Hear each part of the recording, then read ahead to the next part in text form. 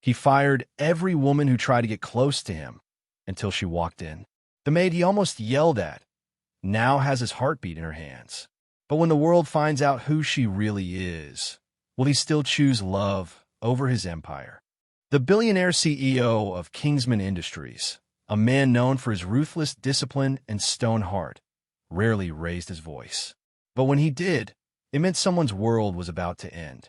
A trembling maid stood near the doorway, her hands wrapped around a silver tray she had dropped.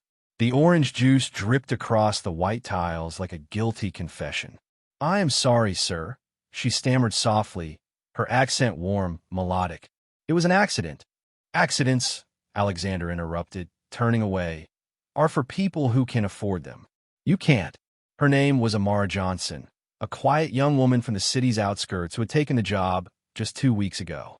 She had no one, no family, no friends in this new world of marble and chandeliers. Just a heart that refused to break, no matter how cruel life became. That morning, she'd simply tried to serve breakfast to a man who'd fired 6 personal assistants in a single year. A man every woman in the city dreamed of marrying, except he didn't believe in love. As the head butler reached for her arm to escort her out, something unexpected happened. Alexander looked up, and for the first time in years, he hesitated. Because when Amara met his gaze, there wasn't fear in her eyes. There was strength, quiet, steady strength. And that simple look, one filled with dignity, not submission, made him feel something he had long buried. "Wait," he said, his voice softer, uncertain. The butler stopped mid-step. The entire staff exchanged confused glances. Alexander sighed, running a hand through his hair. "Clean it up and go back to work." Amara nodded, lowering her gaze. But as she knelt to wipe the mess, her trembling hands brushed the reflection of his polished shoes, a reflection that showed 2 souls who didn't belong in the same world, yet were destined to collide. That night, alone in his office, Alexander stared at the city skyline, glittering, endless, and hollow. His life was perfect on paper, billions in assets, respect, power. But his heart was an abandoned room. He thought of her eyes again, that quiet fire. He didn't understand why, but for the first time in a long while, he wanted to. Have you ever met someone who silently challenged your beliefs, without saying a single word? Tell me below, what do you think will happen between Alexander and Amara after this unexpected spark? Welcome back, my beautiful family and friends. I have missed you all, missed all the experiences we've had together. It's been a rough ride as we're currently battling some technical issues, but trust me, we're getting everything back and running. So stick around. I need your support on YouTube, now more than ever. Thank you specially for sticking around to this very moment. Morning light spilled through the tall glass windows of Kingsman Industries Tower, the tallest building in the city. From the top floor, Alexander Kingsman surveyed everything, his empire of steel, glass, and money. To the world, he was perfection, the 34-year-old billionaire genius who built an empire from scratch, known for his mind, power, and ruthless control. But those who worked close to him knew one truth. Alexander didn't let anyone close. His employees whispered rumors. He rejected the mayor's daughter. He turned down that supermodel from Paris. He canceled an engagement to the daughter of a senator over a single disagreement. To most, it was arrogance. To those who knew his past, it was pain. Years ago, before the wealth and headlines, Alexander had loved once, a woman named Clara Morgan. She was bright, bold, and everything he thought love should be, until the day he found out she'd been with him only for the money his startup promised to make. She left, taking half his early investors with her. That betrayal turned him into the man the world now feared, a man who vowed never to love again. Now, love was a business to him. Emotions were liabilities. Trust was weakness. Across the city, Amara Johnson's life couldn't have been more different. She woke before dawn in a small one-room apartment shared with 2 other workers. The walls were thin, the water often cold, but she was grateful. Her mother used to tell her, "No job is small when your heart is big." After her parents died in a fire years ago, Amara worked tirelessly to rebuild her life. Cleaning mansions was her way of surviving and paying for her younger brother's education back home. When she was offered a job at Kingsman estate, with pay 3 times higher than any other, she thought it was a blessing, until she met the man himself. Cold, controlled, unreachable, but she refused to let pride make her poor. So every day, she showed up, silent, focused, careful not to get in his way. Days passed, then weeks. Alexander tried to ignore her. Just another maid, another face. But he couldn't. Every time she entered the room, he noticed how she moved with quiet grace, how she hummed softly while dusting the piano he never played. One evening, he overheard her in the garden, talking on the phone to her brother. "No, Junior, I'm fine," she said, laughing gently. "I told you, I'll make enough to get you into college. Don't worry about me." There was something pure in her tone, something he hadn't heard in years. It unsettled him. The next morning, as Amara served breakfast, Alexander's assistant tripped on a cable and spilled coffee across his desk. The room froze again, everyone expecting a storm. But instead, Amara quickly stepped forward. She handed him a clean cloth, her voice steady but calm. "It's just coffee, sir. Not the end of the world." Alexander blinked, shocked. No one ever spoke to him like that. Later that day, he found himself smiling, genuinely, for the first time in months. A thunderstorm rolled in one night while the household was asleep. Lightning struck nearby, killing the power. Amara, unable to sleep, went downstairs to close the windows. She found Alexander sitting alone in the darkened living room, whiskey glass in hand, staring at an old photo. She hesitated, but something made her speak. "You should close the window, sir. You'll catch a cold." He looked up, eyes hazy with thought. "Do you always worry about your employer's health?" "Only when they look like they've forgotten they're human," she replied gently. That earned a rare sound, a quiet chuckle. "You're bold," he said. "You're lonely," she countered softly. The silence after that was thick. For the first time, Alexander didn't feel the need to push someone away. Over the following days, something shifted between them, something unspoken. She started leaving small touches of warmth around the mansion. A vase of fresh flowers, a repaired button on his coat. And he, in turn, began to notice everything about her. Her laughter, her quiet sadness, even the way sunlight caught her brown skin in a glow he couldn't look away from. But he also knew, if he ever let his heart open again, he risked everything. He told himself it was nothing, that she was just another employee. But at night, when the house was silent and her soft humming echoed faintly through the hallways, his heart disagreed. Do you believe love can grow between two people from completely different worlds? Or does reality always win? Share your thoughts below. Should Alexander risk his heart again or protect it forever? The morning began like any other, efficient, silent, controlled. Amara dusted the piano room, the faint scent of lemon polish in the air, while Alexander prepared for a major board meeting that could redefine his company's future. It was supposed to be the most important day of the quarter, until fate decided otherwise. Alexander was hosting the Global Investors Summit, an exclusive gathering where billionaires and government officials came to sign a groundbreaking renewable energy deal. The event was being held right inside the Kingsman estate, the media already gathered outside the gates. Everything had to be flawless. No noise, no distractions, no mistakes. Amara and the other staff were instructed to stay invisible. But sometimes, fate has other plans for invisible people.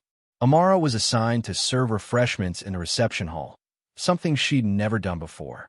Her hands shook slightly as she carried the silver tray. She told herself to focus, to be careful. But as she approached the table where Alexander stood with foreign investors, one of the guests, a tall French businessman, suddenly gestured wildly while speaking. His elbow caught the tray.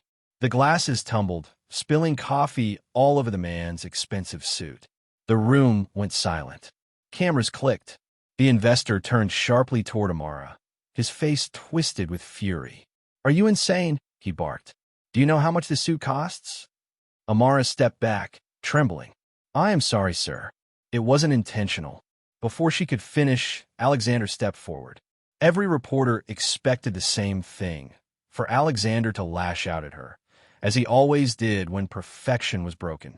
But instead, he removed his own suit jacket and draped it over the furious investor's shoulders. "That's enough," Alexander said firmly. "She's my staff, and it was an accident. I'll take responsibility." The crowd murmured. Cameras flashed faster. The investor blinked, taken aback. "But I said it's handled." Alexander cut him off, his voice icy calm. He turned to Amara, not with anger, but something else. Concern. "Go to the kitchen. Take a break." She nodded, eyes wide, heart pounding. When she reached the kitchen, her hands were still trembling, not from fear, but confusion. Why had he defended her? By afternoon, the incident was everywhere online. Alexander Kingsman defends Maid in front of global investors. Billionaire CEO protects domestic worker in viral moment. The footage spread fast. Social media exploded with opinions, some admiring, others mocking. At the board meeting later that day, his advisors warned him, "Sir, this could be seen as unprofessional. You've built an image of control and perfection. Defending a maid doesn't align with that." Alexander only said one thing. She didn't deserve to be humiliated. That's all.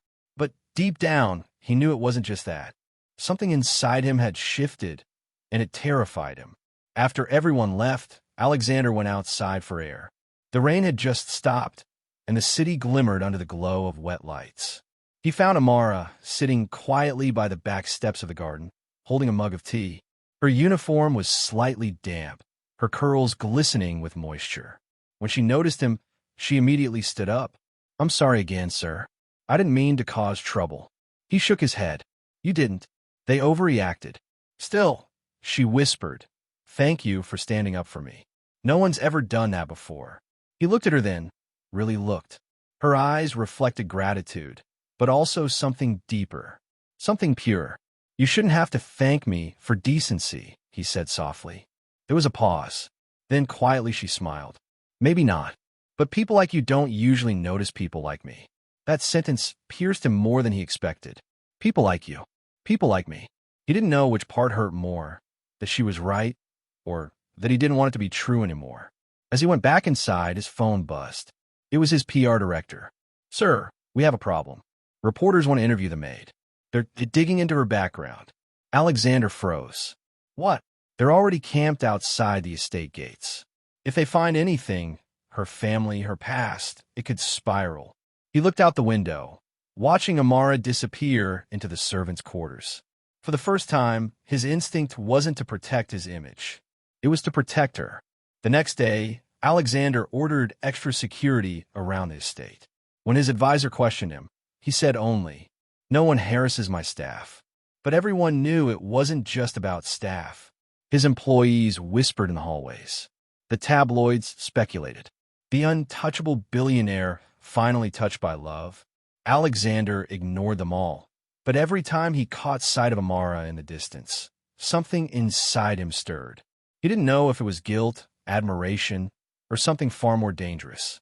Because for the first time in years, he wasn't thinking like a CEO. He was thinking like a man. And that was the beginning of everything. Would you risk your reputation to protect someone society thinks you shouldn't care about? If you were Alexander, would you have done the same, or walked away to protect your image? Tell us below. The Kingsman estate was no longer silent. It hummed with whispers. Whispers that carried through corridors, spilled across news outlets, and echoed in boardrooms. Everyone was talking about the same thing. The billionaire who defended his maid. At first, Alexander ignored it. But as the days passed, the rumors deepened, morphing into something more personal. "Did you hear?" One of the housekeepers whispered to another. "They say she's his secret mistress." No. I heard he plans to send her away to hide the scandal." Amara heard every word, though she pretended not to. Each whisper stung like a paper cut, small but sharp. She'd come here to earn an honest living, not to be turned into a tabloid fantasy. When she tried to keep her distance, Alexander noticed, and it frustrated him more than he wanted to admit. He told himself it was to protect her image, his company, the order of his life. But deep down, he knew the truth. He missed her presence. One quiet evening, Amara brought tea to his study, a habit she had kept since the stormy night weeks ago. He was still at his desk, sleeves rolled up, tie loosened, eyes shadowed with exhaustion. "You should rest," she said softly, setting the tray down. He didn't look up. "I can't." "Because of the media?" He finally glanced up, and her eyes met his, steady and compassionate. "They'll get tired soon," she said. "People always do." He smiled faintly. "You sound sure of that." "I have to be. Otherwise, the world eats you alive." The room went quiet again. The air between them thickened, not with awkwardness, but something fragile, magnetic. "You know," Alexander said, his voice lower, "most people would have quit by now." Amara smiled faintly. "Most people don't have a brother in college depending on them." That was the first time she mentioned her brother to him, the first time she allowed a glimpse of her world. "You're strong," he said quietly. "No," she replied, "just used to surviving." For a man who thought he understood power, that sentence broke him in ways he couldn't explain. The next morning, Amara found a small box left on the kitchen counter with a note that read, "For your brother. Consider it a small help, not a debt. AK." Inside was a brand new laptop. Her heart skipped. She looked around to see if anyone noticed. Then she gently returned it to his desk later that evening. When he saw it sitting there, unopened, he frowned. She entered quietly. "I can't accept that, sir." "It's not charity," he said. "It's gratitude." "Still, I didn't earn it." "Amara," he said, voice soft but commanding, "you've earned more than you realize." The way he said her name, deliberate, tender, sent warmth through her chest. But she shook her head. "If I take this, people will talk more. You know that." He sighed, leaning back. "People will always talk. Let them choke on their own noise." For the first time, she laughed. And that laugh, soft and genuine, made him realize how long it had been since he'd heard joy in this house. A week later, the household buzzed with activity again. Alexander was hosting a charity dinner for international investors. As Amara moved quietly among guests, she overheard two socialites whispering at the bar. "That's her. The maid he's obsessed with. He must be out of his mind, a billionaire in her." Their laughter cut through her chest like glass. She turned quickly, tears threatening. But before she could escape, Alexander appeared beside her, holding 2 glasses of champagne. "Is there a problem, ladies?" he asked smoothly. They froze, embarrassed. "And no, Mr. Kingsman. We were just leaving," he finished, smiling politely. They stammered and walked away. Then he turned to Amara. "You don't have to stand here and take that." "I've heard worse," she said quietly. "You get used to it. You shouldn't have to. And you shouldn't have to defend me every time." Their eyes met, neither willing to back down. But beneath the surface of that tension was something else, a dangerous tenderness. Later that night, after the guests had gone, Alexander found her in the kitchen, finishing dishes. "You shouldn't still be working," he said. "Someone has to. You never stop, do you?" "No one pays me to stop," she said, smiling faintly. He stepped closer. The distance between them disappeared. "What if I said I don't want to be your boss anymore?" She froze. "What do you mean?" He took a breath. "What if I just want to know you? Not as staff, not as someone I'm supposed to command, but as someone I can talk to?" Her heart raced. "And what happens when people find out?" He looked at her for a long moment, then let them talk. For a brief second, neither moved. The air between them pulsed with emotion, longing, fear, curiosity, everything unspoken. Then Amara whispered, "Good night, Mr. Kingsman," and left. But as she walked away, his voice followed softly through the hall. "Good night, Amara." The sound of her name on his lips stayed with her long into the night. When two souls connect despite society's rules, should they fight it or follow their hearts, no matter the cost? Would you choose love in a world determined to tear it apart? Share your thoughts below. Let's talk about it. The rain returned that night, the kind that blurred the city lights into ghosts. Amara stood at the edge of the balcony, the scent of wet roses filling the air. She'd stayed later than usual to finish cleaning the east wing, unaware that someone was watching her from the shadows of the study above. Alexander's gaze followed her, not out of control, but out of confusion. He'd spent his life mastering everything he touched: business, competition, risk, but he couldn't master her. Every time he tried to maintain distance, his heart betrayed him. And yet, deep down, he knew that something about her didn't add up. The next morning, Alexander's assistant, Lydia, entered his office with a folder in hand. Her tone was uneasy. "Sir, you should see this." He frowned. "What is it?" "A background check. The press has been digging. I thought it best to get ahead." He hesitated, then opened the folder. Inside were details about Amara's past, her orphan childhood, her brother's school, her previous jobs. But one document made his blood run cold. A copy of a financial transfer, $5,000 from a rival company, dated a month before Amara began working at Kingsman Estate. "Where did this come from?" he demanded. "Anonymous leak," Lydia said. "Sir, if this is true, she could have been planted." For the first time in years, Alexander's chest tightened with something other than anger. It was fear. That evening, when Amara arrived to drop off fresh linens, she found him waiting in the study. His expression was unreadable, but his voice was ice. "Close the door." Her heart skipped. "Sir, I said close it." She obeyed slowly, setting the linens aside. He tossed the document on the table. "Explain this." She blinked, confused. "What is that?" "A payment. From Leviton Energy, one of my competitors. You received it a month before you came here." Amara's eyes widened. "That's not what it looks like." "Then what is it?" His voice cut like thunder. "Were you sent here to spy on me?" Her throat tightened. "No. That money it was a loan. My brother, he needed surgery. I applied for help through a charity program. I didn't know who owned it." He stared at her, disbelief and hurt mixing in his gaze. "Do you expect me to believe that? That a random charity just happened to be owned by my rival?" "I swear to you," she whispered, tears welling, "I didn't know. I would never." But he turned away, jaw tense. "You're dismissed." Her breath caught. "Sir, please. Go, Amara." The use of her name broke her heart more than his anger did.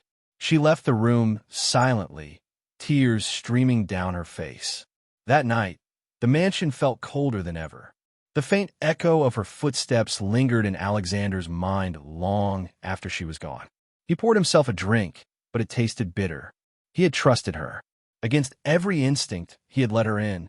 And now, once again, he felt like a fool. In his mind, he heard Clara's voice from years ago. "Love makes you weak, Alex. You of all people should know that." He slammed the glass down, anger flaring. "Never again," he muttered. But even as he said it, he knew it was a lie. In the small servants' quarters, Amara sat on her narrow bed, clutching her brother's picture to her chest. She whispered to herself, "I didn't do anything wrong. I didn't." Her phone buzzed. It was a text from her brother, Junior. "Sis, I saw the news. Are you okay?" She typed back, "I will be." But as she hit send, she realized she wasn't sure if it was true. 2 days later, Alexander's assistant returned with new information. "Sir, about the payment. You were right to question it. But we dug deeper. And the charity she mentioned? It's real. It's a health fund your rival bought after she received the payment. The transfer wasn't connected to espionage. It was legitimate." Alexander froze. "You mean?" "Yes." She told the truth. He sank into his chair, shame hitting him like a wave. He'd accused an innocent woman, one who had done nothing but show him kindness. That evening, he went to her quarters. The small hallway smelled of detergent and faint lavender. He knocked. No answer. He knocked again. Nothing. Finally, the head butler appeared behind him. "Sir, she's gone." "Gone?" "She left this afternoon. Said she didn't want to cause any more trouble." Alexander's breath left him. He walked into her empty room. The bed was neatly made, the walls bare, except for one thing, a folded note on the pillow. He picked it up. "I never wanted anything from you. Not your money, not your pity, just your trust. But maybe that was too much to ask. Take care of yourself, Mr. Kingsman." Amara. He sat there for a long time, the note trembling in his hand. All his wealth, all his power, none of it could fill the silence she left behind. And for the first time in years, Alexander Kingsman, the man who rejected every woman in the world, realized that the one he pushed away was the only one who had truly seen him. He whispered into the empty room, "Amara, I'm sorry. But the silence answered back. If someone you loved lost your trust, even if they swore they were innocent, would you believe them or protect yourself? Tell us in the comments. Was Alexander right to doubt her? Or did his fear of love destroy his only chance at happiness? The days that followed were colder than winter itself. Without Amara, the mansion became a graveyard of memories, silent, polished, and painfully empty.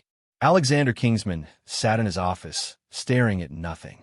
The city lights flickered outside, but even they seemed dimmer. He tried to work, meetings, numbers, mergers, but nothing filled the void. Every time he closed his eyes, he saw her. The way she smiled softly when she served him tea. The way she hummed gospel songs when she thought no one was listening. The way she looked at him, not like a billionaire, not like a boss, but like a man. Now that look was gone. Amara found herself in a small rented room on the city's outskirts. The kind of place where the walls carried stories of struggle. She'd taken a cleaning job at a small motel, enough to keep her and her brother afloat. But her heart, it was no longer whole. Every night, when she looked out the window, she thought of him. The way his voice softened when he said her name. The way his eyes, though hard on the outside, carried pain on the inside. But she learned something painful. Love wasn't always enough when trust was gone. Her phone buzzed again. Her brother, Junior. "Sis, you sound tired. Why don't you rest for a while?" She forced a laugh. "Rest? You know we can't afford that.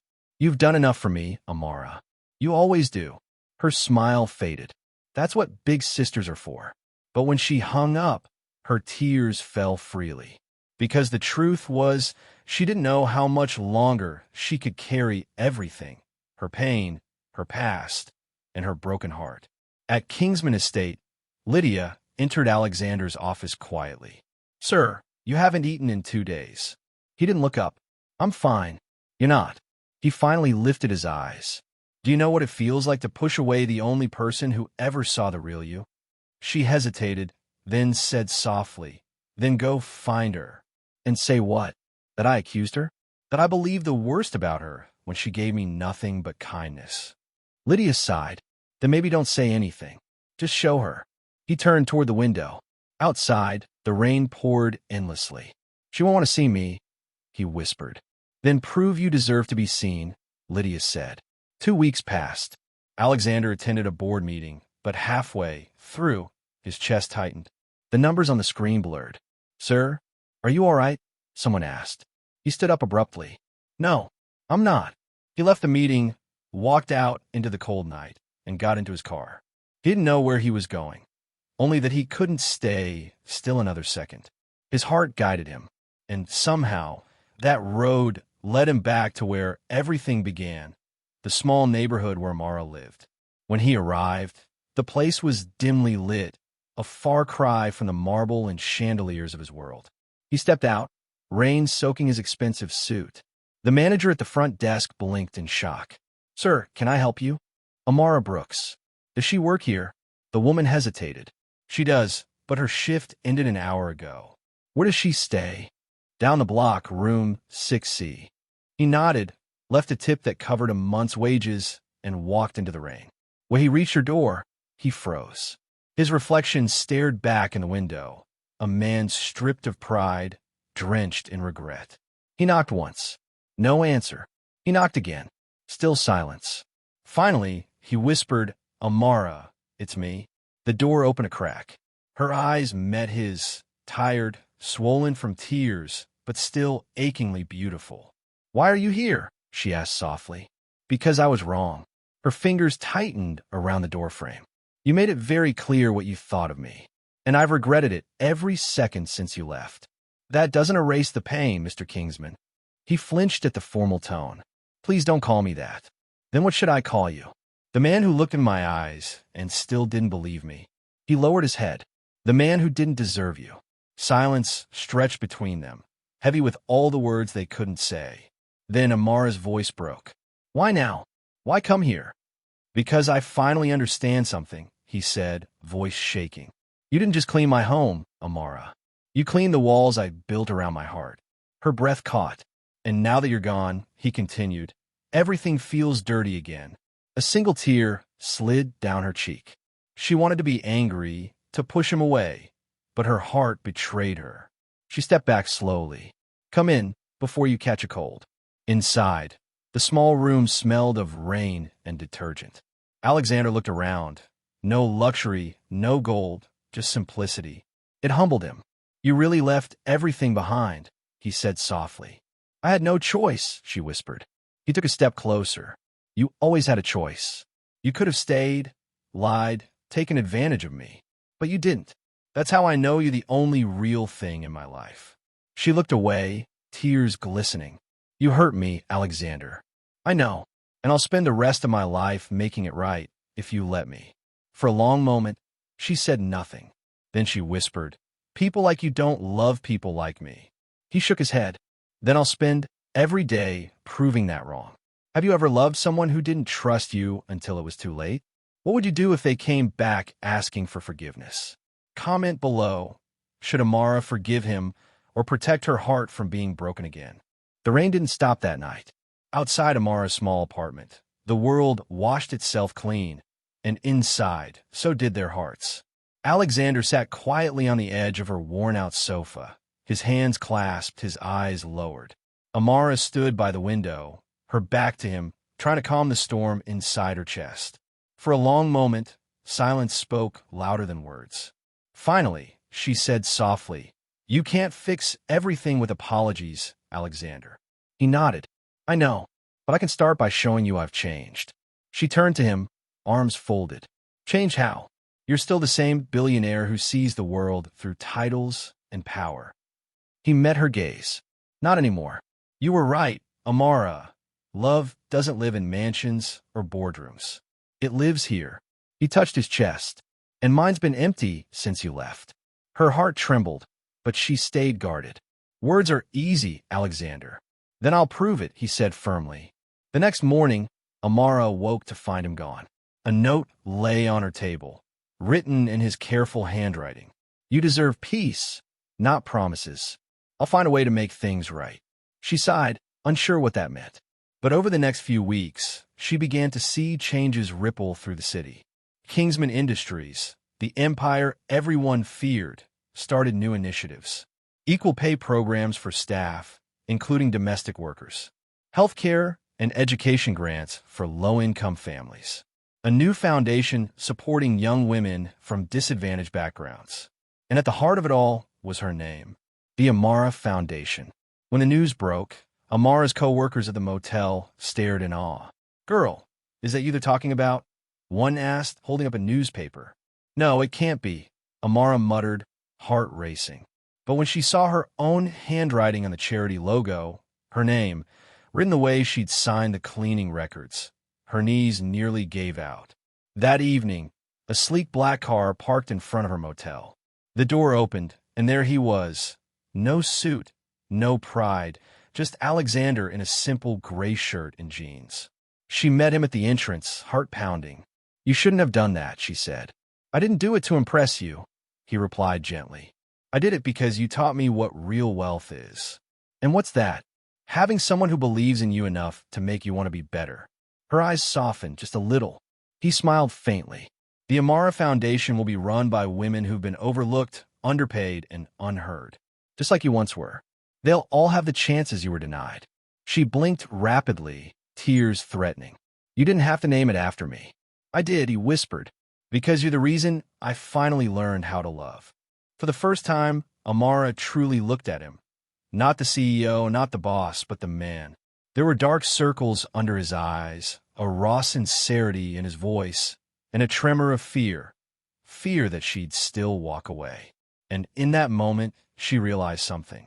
He wasn't the same man who'd accused her. He was trying, stumbling, failing, learning, but trying with his whole heart. She stepped closer. "Why me, Alexander? Out of every woman who wanted you, why me?" He smiled faintly. "Because you're the only one who never wanted anything from me." That broke her. She covered her face as tears finally fell. He reached for her slowly, as if afraid she might disappear. And this time, when his hands touched hers, she didn't pull away. They sat together on the steps outside, the morning sun beginning to rise. For the first time in months, Alexander smiled. I used to think success meant power. And now, she asked quietly, now I know it means peace, and I only find that when I'm with you. She chuckled softly. You're getting better at this love thing. I've had a good teacher. He looked at her. No diamonds, no designer clothes, just a woman who changed everything. And he whispered, almost like a prayer, thank you for seeing me when I couldn't see myself. Do you believe people can truly change for love? Or do some mistakes leave scars that never heal? Comment below. Would you give someone a second chance if they came back changed? Or would you protect your heart? The world didn't stay silent for long. News of the Amara Foundation spread like wildfire. Reporters called it the billionaire's redemption story. But not everyone was applauding. Within days, headlines filled the tabloids. Kingsman CEO names charity after his former maid. Corporate sympathy or secret affair. A scandal in the upper circles of New York. The board of Kingsman Industries grew restless. Investors called it reckless. The elite whispered behind champagne glasses. But Alexander didn't care. He had nothing left to hide. A week later, Alexander walked into the grand conference room. Every executive, shareholder, and lawyer was present, including his mother, Eleanor Kingsman, seated at the head of the table. Her face was cold, polished, and perfect, the way it always was when she was angry. Alexander, she began, I warned you about mixing business with emotion. And I ignore that warning, Mother, he replied evenly. Because for once, I chose humanity over image. The room fell silent. You're risking the reputation of our entire family, she snapped. All because a maid? He straightened. Not a maid. A woman who has more integrity than anyone in this room. Gasps rippled through the table. Eleanor rose to her feet, fury flashing in her eyes. You will end this charity.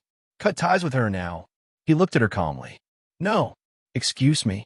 You taught me how to build an empire, he said softly. But she taught me how to have a soul. The room went utterly still. If that costs me the company, he continued, then I'll walk away with nothing but her. And I'll still be richer than I've ever been. No one dared speak. Even Eleanor's voice faltered. You'd throw away your legacy for her? No, he said quietly. I'd build a new one with her. The next morning, Alexander called a press conference. The crowd gathered outside Kingsman Tower, cameras flashing, voices buzzing, 1,000 questions waiting. When he stepped onto the stage, Amara stood behind the curtain, heart trembling. He'd asked her to come, not to defend him, but to see him tell the truth. The flashes went wild. Mr. Kingsman, is it true you're romantically involved with your former maid? Are the rumors of your engagement true? How does your mother feel about your decision? Alexander held up his hand. Silence fell. Yes, he said clearly. It's true. A wave of shock spread through the crowd. Amara Brooks was once a maid in my house. She was kind, honest, and hardworking. And when everyone else saw a servant, I saw a woman who taught me how to love, how to listen, and how to be human. Murmurs, flashes, gasps. She is not my scandal, he continued, voice steady. She is my salvation. The reporters leaned forward. You can write what you want, he said, but I won't apologize for loving her. Not today, not ever. Then, to everyone's astonishment, he turned toward the curtain and extended his hand. Amara, he called softly. Come here. Every heart in that square stopped beating for a moment. Amara hesitated, her pulse racing. The fear of judgment, of all those eyes, almost froze her in place. But then she remembered his words from the night before. Love only needs courage once, at the right moment. She took a deep breath and stepped on the stage. Gasps echoed. Cameras exploded in flashes. But Alexander didn't look at the crowd. He looked only at her. When she reached him, he whispered, I meant what I said. She smiled faintly. I know. He took her hand, dark against his pale skin, and held it high for the world to see. This is Amara Brooks, he said proudly. The woman I love. The crowd roared, half in shock, half in admiration. Eleanor, watching from her car nearby, covered her mouth. For the first time, tears blurred her vision. Within hours, the story dominated every network. Billionaire CEO defies society for love. But something unexpected happened. Instead of backlash, the public began to root for them. People flooded social media with messages like, "Finally, someone with power choosing heart over status. This is the love story we all needed." And behind the noise of it all, Amara and Alexander stood on the rooftop that evening, watching the sunset together. "You didn't have to do all this," she whispered. "Yes, I did," he replied. "Because for the first time, I'm not afraid of being seen with you." She smiled. "And what about your mother?" He looked into her eyes. "She'll understand one day. But until then, I'll keep proving to the world, and to her, that love like ours is worth every fight. Would you have the courage to stand before the world and fight for the one you love, even if it cost you everything? Comment below. What would you have done in Alexander's place? Chosen love or protected your reputation? The days that followed the press conference changed everything. The world had seen Alexander Kingsman not as a billionaire CEO, but as a man willing to risk it all for love. And the world, surprisingly, admired it. Investors didn't flee. Public trust didn't crumble. Instead, donations poured into the Amara Foundation, and Kingsman Industries became a symbol of compassion-driven leadership. But beyond the headlines, something more important began to heal. Eleanor Kingsman hadn't spoken to her son for 2 weeks. Alexander assumed it was over, that he'd lost her forever. But one quiet afternoon, as he stood in the garden outside his penthouse, he heard footsteps behind him. "Still raining roses, I see," came his mother's voice softly. He turned, and there she was, elegant as ever, holding a small white envelope. "Mother," he breathed, "I didn't think you'd approve," she finished with a small smile. "I didn't. But I watched that press conference, and I saw something I've never seen in you before." He frowned. "What's that?" "Peace." She stepped closer. "Your father built an empire out of pride. I spent my life maintaining it. But you finally built something out of love.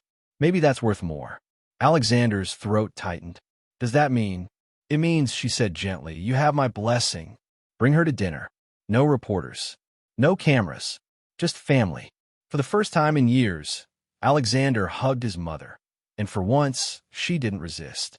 A week later, the Kingsman mansion was filled with the smell of laughter and home-cooked food, not by chefs, but by Amara herself. Eleanor watched as Amara set the table, her movements calm and graceful. When they finally sat, the tension was thick until Eleanor broke the silence. "Amara," she began, "I owe you an apology." Amara looked up, startled. "For what?" "For every judgment I made before I even met you. For thinking a woman's worth depended on her background or her skin. I was wrong." Tears shimmered in Amara's eyes. "Thank you, ma'am." "Please," Eleanor said with a small smile. "Call me Eleanor." Across the table, Alexander watched them with quiet pride. For the first time, the two women he loved most were finally at peace. A month later, under a sky of silver stars, Alexander took Amara to the ocean, the same place where she'd once dreamed of freedom. The waves rolled gently, the moonlight glistening on the water. He took her hand. "This is where everything changed for me, where I realized what love really meant." She smiled softly. "You mean heartbreak, betrayal, and 1,000 tears?" He laughed. "Exactly, because it led me to something stronger, forgiveness." Then, slowly, he dropped to one knee. "Amara Brooks," he said, voice trembling, "you were my maid when I didn't know how to love, my friend when I didn't know how to trust, and my peace when I didn't know how to feel. Will you marry me?" Her eyes filled instantly. The ocean roared softly in the distance, as if blessing them both. "Yes," she whispered, tears spilling down her cheeks. 1,000 times yes. He slipped a ring on her finger, simple, silver, elegant, and she threw her arms around him. For once, the man who once had everything finally found the one thing he truly needed. The Amara Foundation headquarters buzzed with life. Children laughed in classrooms built from donations. Women found jobs, education, and confidence they'd once lost. And in one bright office, a framed photo hung on the wall, Alexander and Amara on their wedding day. Her smile radiant, his eyes soft, full of the kind of joy money could never buy. A knock came on the door. "Lydia," Now the foundation's director poked her head in. Sir, Mrs. Kingsman, the press is outside. They want to know what your next move is. Alexander smiled and looked at Amara, who was cradling their newborn daughter in her arms. Tell them, he said, our next move is home. That evening, they returned to the beach, the same one where their story had begun. Alexander walked barefoot, carrying their daughter. Amara held his hand, her laughter carried by the wind. Remember when you said you didn't believe in love? She teased. And you said love doesn't ask for riches, just honesty, he replied. She smiled. Looks like we both learned something. Yeah, he said softly, gazing out at the horizon. That love isn't blind. It just chooses to see the truth. They stood together, the waves washing over their feet, the sunset painting them in gold. And for the first time, there was no difference between billionaire and maid, rich and poor, white and black, just two souls who finally found home in each other. What does this story teach you about love? That it conquers wealth, race, or pride? Or that the greatest power in life is forgiveness? Comment below. Love wins if you believe every heart, no matter where it comes from, deserves its own fairy tale. And if this story touched your heart, make sure to like, subscribe, and share. Thank you for watching this story to the end. If you enjoyed this story, you will surely love the next one. It's as crazier and more intriguing as you can ever imagine. So do check it out. Click on the image showing on your screen right now to watch the next one.